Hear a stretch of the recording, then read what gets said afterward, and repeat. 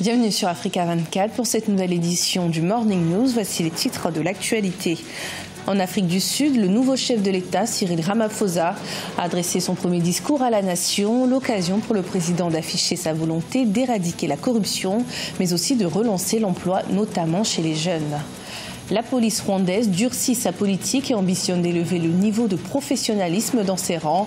Alors que le pays figure aujourd'hui parmi les moins corrompus, la police nationale souffre toujours de ce fléau. Et puis au Togo, nous irons à Aveta, à 15 km de Lomé, où l'entreprise Doupharma vient d'ouvrir un complexe industriel de 3500 mètres carrés sur un espace de 10 hectares. Une installation qui permettra de réduire les coûts de certains médicaments, mais aussi de créer des emplois dans la région. À peine investi à la tête du gouvernement, le nouveau chef de l'État sud-africain, Cyril Ramaphosa, a de nombreux défis à relever. Lors de son discours à la nation, le président les a d'ailleurs évoqués. Il s'agit de la corruption qui a terni l'image de la nation ces dernières années, mais aussi du chômage, très présent notamment chez les jeunes. On fait le point avec Vina Nodin et Ashley Duprat. Le chef du parti du Congrès national africain, Cyril Ramaphosa, élu nouveau président de l'Afrique du Sud par le Parlement, est confronté à des défis de taille. La relance de l'économie, la lutte contre le chômage et la corruption. Il est particulièrement attendu sur le terrain de la corruption après la succession de scandales qui ont marqué la présidence de Jacob Zuma. Ce qui est important pour Cyril Ramaphosa, c'est de rétablir la confiance dans le pays. Il doit rassurer les marchés et les investisseurs internationaux sur la fiabilité politique de l'Afrique du Sud. Il est donc très important pour Cyril Ramaphosa qu'il établisse un programme politique qui puisse à terme rétablir la confiance en l'économie. Autre chantier et non des moindres, la relance d'un parti au pouvoir en perte de vitesse depuis quelques années. Ils sont en effet près de 16 millions d'électeurs à avoir déserté les rangs de l'ANC entre 2014 et 2016. Le président Cyril Ramaphosa promet d'apporter un nouveau souffle. Cette année, nous nous engageons à appliquer une politique et une gouvernance plus éthiques.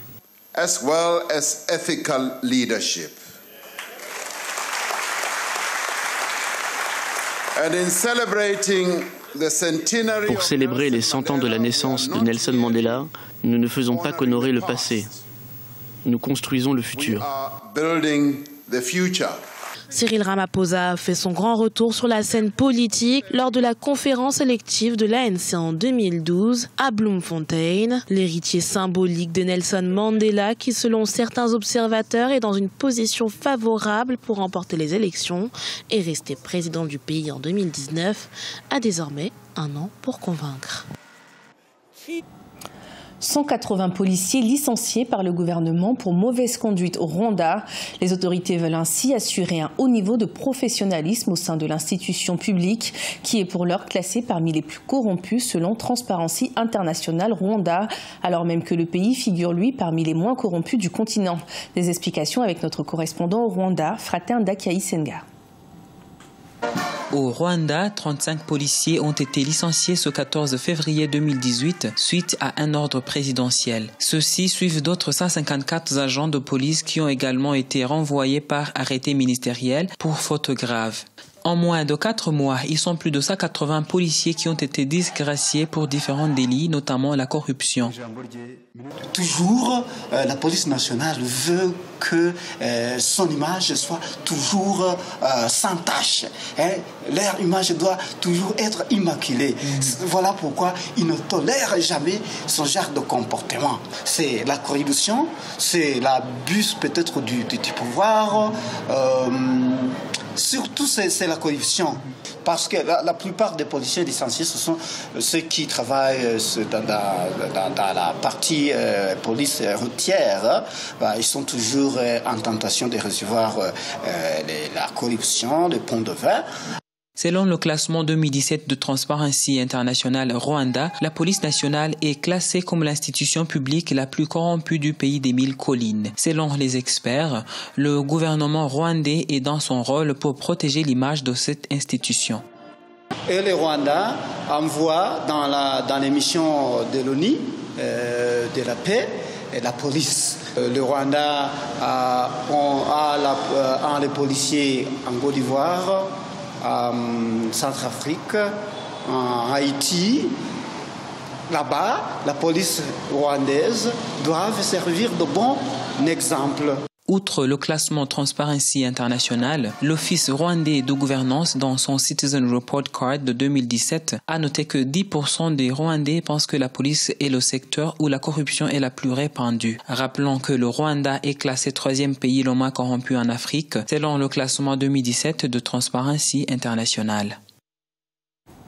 C'est en présence du chef de l'État, Faure Gnassingbé, que le complexe industriel d'Oufarma a été inauguré ce 16 février 2018, situé à Aveta, à 15 km de Lomé, la capitale togolaise.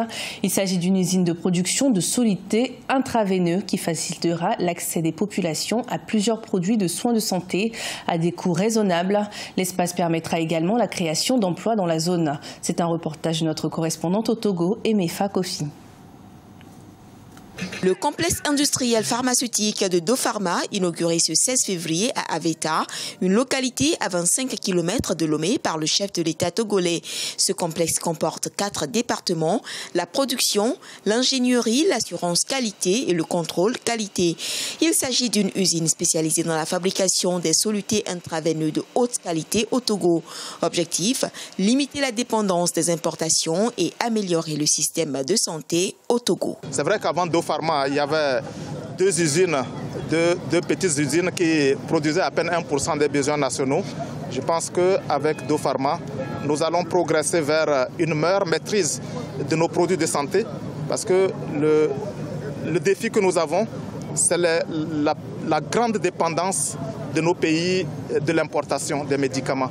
L'usine a une capacité de production annuelle de 18 à 20 millions de flacons de 500 ml, 250 et 100 ml à raison de 3000 flacons par heure.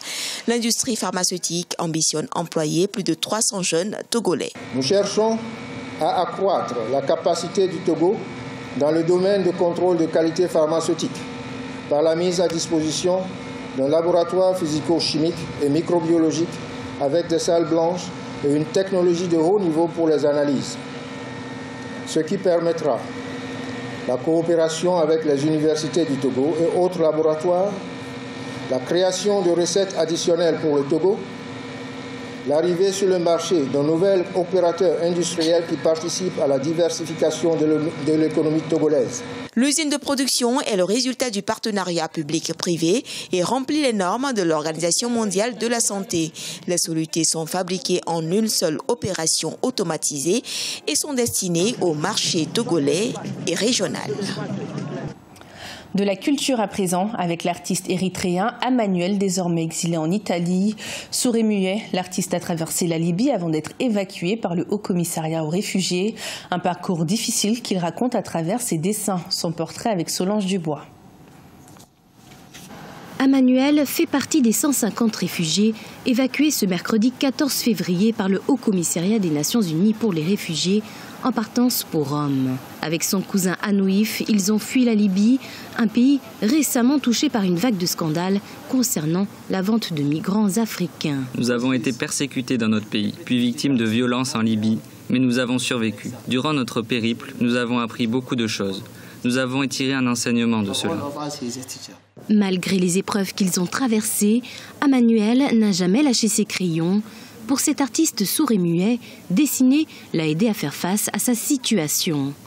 Puisant dans sa propre expérience, cet autodidacte dessine des portraits des paysages, des images issues de son imaginaire faites de contradictions intérieures.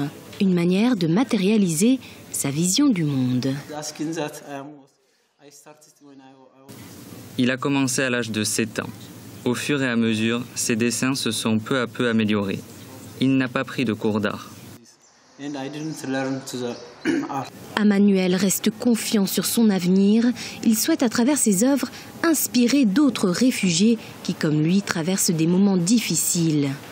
Il espère également recevoir bientôt un traitement pour sa surdité et bénéficier d'une formation pour devenir dessinateur professionnel.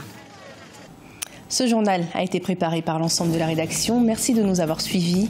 Retrouvez dans un instant une nouvelle édition de l'information sur Africa 24.